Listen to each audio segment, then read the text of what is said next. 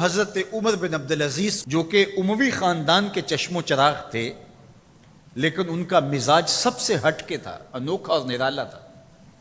سلیمان نے ساری زندگی تخت و تاج کی بسر کرنے کے بعد سوچا کہ میں ان کو اپنا نائب بناؤں۔ تو خیر، جب ان کا انتقال ہوا تو لوگ دمشق کی جامع مسجد میں جمع ہوئے اور وصیت نامہ پڑھا گیا۔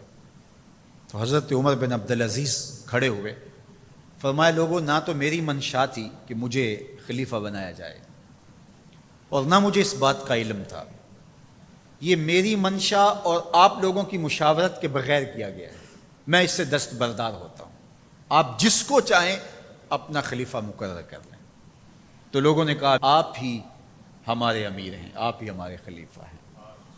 تو آپ نے فرمایا کہ جب تک اللہ کی اطاعت کرتا رہوں تب تک تمہارا خلیفہ رہوں گا۔ اور پھر آپ نے حکم نامہ جاری کیا کہ میری جتنی جائیداد ہے ساری بیت المال میں جمع کروائی جائے گی، اور جتنے بھی اموی شہزادے تھے ان کی جائیدادیں جو ان لوگوں کے ضبط کی ہوئی تھی سب کو بحق سرکار ضبط کرنے کا حکم نامہ جاری کیا۔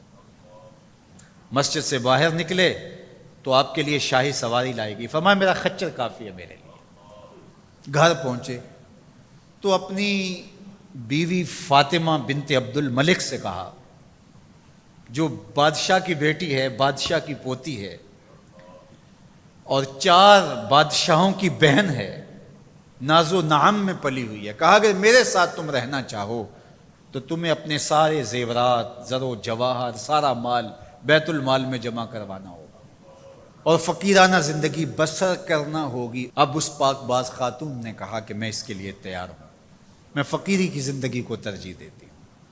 اب حضرت عمر رضی اللہ تعالیٰ عنہ نے صرف 2 سال 5 ماہ اور کچھ دن حکومت کی، اور 3 بر اعظموں پر سلطنت اسلامیہ پھیلی ہوئی تھی، اور آپ روتے تھے کہ ان لوگوں کا حق بھی میرے اوپر بلا مطالبہ ہے جو دنیا کے کسی بھی خطے کے اوپر اس سلطنت کی حدود میں بستے ہیں۔ عید کا موقع آیا، عیدگاہ میں جب لوگ ایک دوسرے کو مل رہے تھے تو امیر المومنین کے بیٹوں کے کپڑے خستہ تھے، پرانے تھے، پیوند لگے ہوئے تھے۔ تو آپ نے اپنے بیٹوں سے کہا کہ تمہیں شرم تو آ رہی ہوگی کہ امیر المومنین کے بیٹے ہو کے تمہیں ڈھنگ کا لباس بھی دستیاب نہیں ہے۔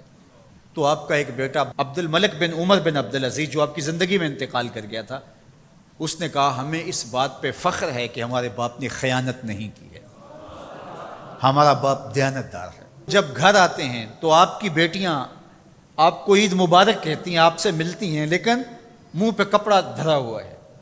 تو حضرت عمر رضی اللہ تعالیٰ عنہ عمر بن عبدالعزیز بولتے ہیں کہ بیٹی آپ نے چہرے کے اوپر کپڑا کیوں رکھا ہوا ہے؟ تو وہ کہتی ہیں ہم نے کچے پیاز سے آج کھانا کھایا ہے، تو اس لیے ہم نے کپڑا رکھا ہے کہ آپ اس کی سمیل محسوس نہ کریں۔ تو حضرت عمر بن عبدالعزیز رو پڑتے ہیں اور فرماتے ہیں کہ کس باپ کا جی نہیں چاہتا کہ میری اولاد آسودہ ہو، لیکن میں آخرت سے ڈرتا۔ حضرت عمر بن عبدالعزیز رضی اللہ تعالیٰ عنہ کے 2 سال 5 ماہ اور چند دنوں کے اندر ایسا عدل پھیلتا ہے کہ لوگ کہتے ہیں ہمیں لگتا تھا آسمان اور زمین کے درمیان ترازو گاڑ دیا گیا ہے، ہر شے پوری تولی جا رہی ہے، اور اتنی خوشحالی آتی ہے، اتنی خوشحالی آتی ہے، لوگ زکوٰۃ کے پیسے لے کے نکلتے ہیں، کوئی زکوٰۃ لینے والا نہیں ملتا۔ ایک علاقے کے لوگ حضرت عمر بن عبدالعزیز کو خط لکھتے ہیں کہ حضرت زکوٰۃ کا کیا کریں؟ فرمایا غریبوں کو دے۔ کہا کوئی غریب رہا ہی نہیں؟ تو کہا کہ اچھا آپ اس طرح کریں کہ جن کی شادیاں نہیں ہوئی ان کا مہر ادا کر کے شادیاں کروا دیں۔ تو وہ جواب میں لکھتا ہے یہ بھی ہو چکا۔ تو کہا لوگوں کو قرضہ دے دیں۔ کہا کسی کو قرضے کی ضرورت ہی نہیں ہے۔ تو پھر فرماتے ہیں اچھا غیر مسلموں کو قرضہ دیں تاکہ وہ کھیتی باڑی کر کے زراعت کے کام کو بڑھائیں۔ یہ عمر بن عبدالعزیز کا دور ہے۔ عدل پھیلا، نور پھیلا، روشنی پھیلی، شہزادگی کی زندگی سے ایک دم اپنے آپ کو